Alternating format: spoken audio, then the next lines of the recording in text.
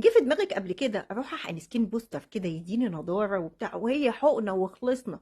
لا سكين كير ولا وجع قلب. رب عيالي رب عيالي.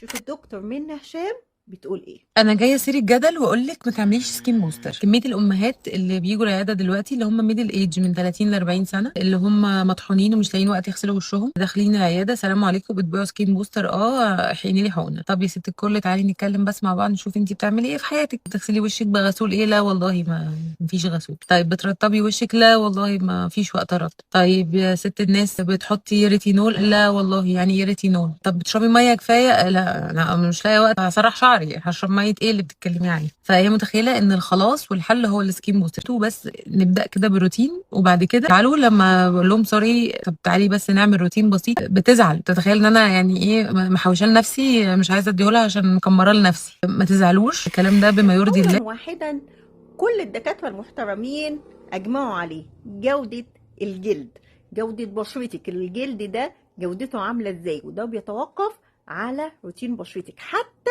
لو عايزه تحقني. عشان كده الحل مجموعه ترميم البشره اللي انتوا زي ما انتوا شايفين دي النتائج قبل وبعد.